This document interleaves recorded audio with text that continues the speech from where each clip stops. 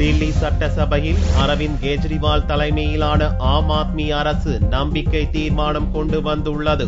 சபாநாயகர் பதவிக்கான தேர்தலில் வேட்பாளரை பாரதிய ஜனதா களமிறக்கியுள்ளது. காங்கிரஸ் கட்சி வெளியிலிருந்து அளிக்கும் ஆதரவுடன் டில்லியில் ஆம் ஆத்மி கட்சி ஆட்சி பொறுப்பை கடந்த மாதம் 28ஆம் தேதி ஏற்றது.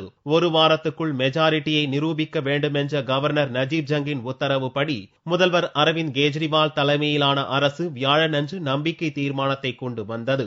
அமைச்சர் மணீஷ் சிசோடியா தீர்மானத்தை அறிமுகப்படுத்தி பேசினார். விவாதத்தை தொடர்ந்து மாலையில் நம்பிக்கை தீர்மானம் மீது ஓட்டெடுப்பு நடக்க உள்ளது. 8 உறுப்பினர்களை கொண்டுள்ள காங்கிரஸ் கட்சியும் ஒரு இடத்தில் வெற்றி பெற்ற ஐக்கிய ஜனதா தளமும் அரசை ஆதரிப்பதாக அறிவித்துள்ளது.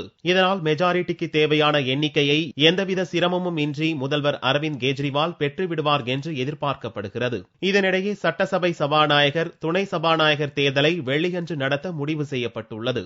சபாநாயகர் பதவிக்கு ஆம் ஆத்மி கட்சி சார்பில் ஜங்புரா எம்எல்ஏ மணிந்தர் சிங் தீர் போட்டியிடும் நிலையில் பாரதிய ஜனதா கட்சி சார்பில் ஜானக்புரி எம்எல்ஏ ஜெகதீஷ் முகியும் தேர்தலில் குதித்துள்ளார். 70 எம்எல்ஏக்களை கொண்டுள்ள டில்லி சட்டசபையில் ஆம் ஆத்மி கட்சிக்கு 28 உறுப்பினர்கள் உள்ளனர். காங்கிரஸ் கட்சியின் பலம் 8ஆக உள்ளது. 31 உறுப்பினர்களை கொண்டுள்ள பாரதிய ஜனதா சபாநாயகர் தேர்தலுக்கு வேட்பாளரை களமிறக்கி உள்ள நிலையில் அக்கட்சியின் கூட்டணியில் உள்ள ஷிரோன்மணி அகாலி தளத்தின் ஒரு உறுப்பினரின் ஓட்டும் கிடைக்கும். ஆம் ஆத்மி கட்சிக்கு ஐக்கிய ஜனதா தளம் கட்சியின் ஒரு உறுப்பினர் ஆதரவு தெரிவித்துள்ளார். சுயேச்சை உறுப்பினர் ராம்பீர் ஷேக் தனது முடிவை வெளிப்படையாக இன்னமும் அறிவிக்கவில்லை. சட்டசபை கூட்டத்தொடர் முடிவடையும் நாளான ஜனவரி 7ஆம் தேதி சட்டசபையில் கவர்னர் நஜீப் ஜங் உரையாற்றுகிறார்.